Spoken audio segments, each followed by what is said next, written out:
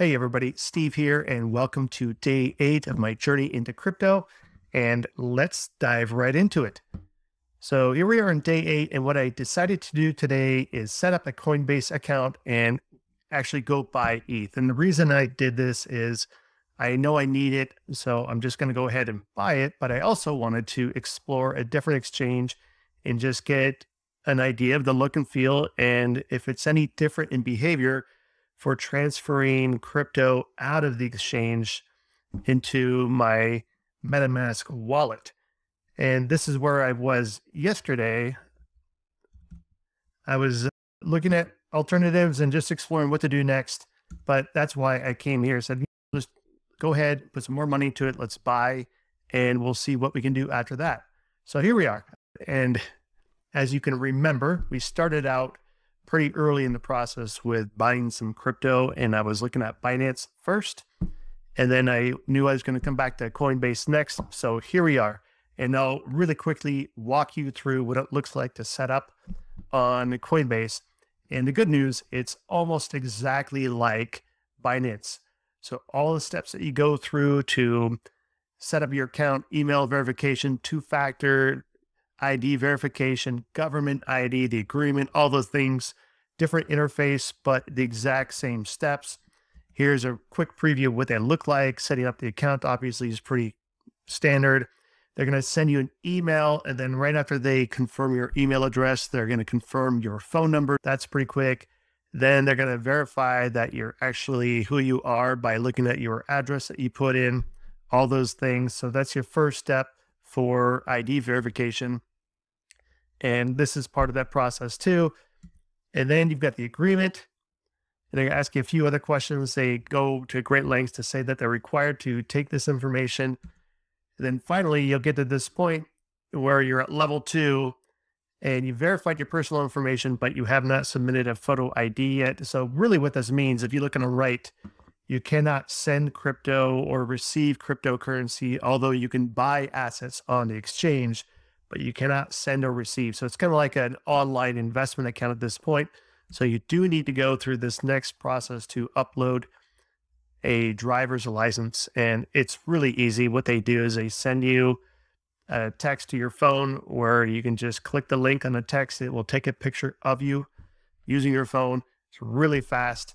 And yeah, there you go. And actually, it'll take a picture of you taking a picture of your government issue ID, I should say, front and back. And like I said, it's really easy, really fast. And so here you are, you're already set up. And then similar to Binance, you're going to set up a payment method. The bank account is going to be the quickest and easiest. And I'll see right here, the interface with Coinbase is just a little cleaner, a little easier than what they have at Binance.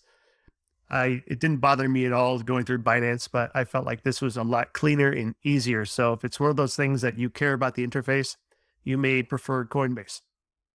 So I chose bank account, and exactly the same as Binance, they use a service called Plaid to connect your account.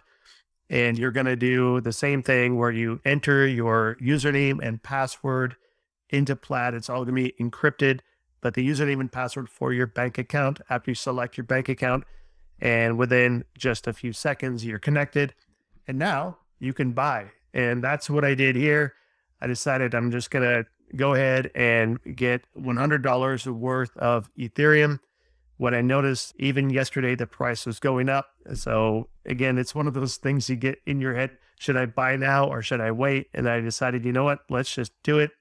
The other thing to notice is when you buy through Coinbase, the fee is much higher. Even though it's only $3, it was $8. Actually, I think it was quite a bit less, but it's a lot less on Binance. So that's one thing to take note of. I'm paying a fee right away just for the privilege of buying crypto through them. But they did it, and you can see all the fees right there. And that's the price I bought at. So again, it's a really high price given what it has been lately. This is probably at the highest it's been in the last month. So that's just life. So I'm investing in myself to figure this out. So I'm not going to nickel and dime. And again, I'm only buying $100 worth. We're really talking about a small amount of difference with respect to what I can actually buy with 100. So that is where I left off today. I bought $100 worth of Ethereum. And the other little bonus, you can do this too, is if you sign up for Coinbase, you get $5 worth of Bitcoin, which again is a tiny amount, given that they're trading at over $57,000 right now. But still, you get a little bit of Bitcoin in your balance so you can do something with it. So they give you $5 bonus for signing up as a new user. And that's pretty cool. And then the last thing I noticed is I was hoping to start work tomorrow or the next day, move my Ethereum over to a wallet. And right now I'm in a 7-day waiting period. So this is a little bit different than Binance. There is basically a holding period that Coinbase puts on while your transfer goes through from your bank. And plus they sit on it for 7 days to make sure there's not going to be any reversals. And this, I understand, is standard. So this is kind of locked in for the next 7 days. I've got Ethereum, but I can't do anything with it. So that's frustrating, but that's just the way it is. So in the meantime, I've been doing some other research. I'm going to spend my time just getting comfortable with setting up my MetaMask wallet on other networks. So what I mean by that is right now it's on the Ethereum network.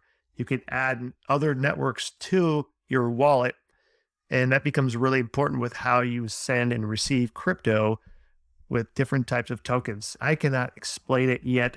I've watched tutorials a few times. It's starting to click in my head.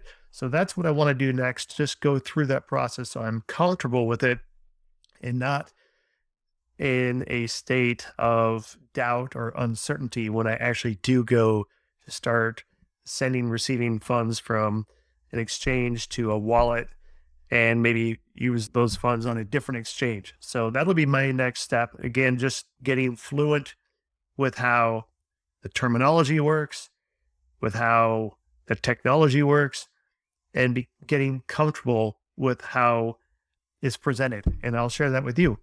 And that's it for today. So thanks for joining, and I'll see you soon.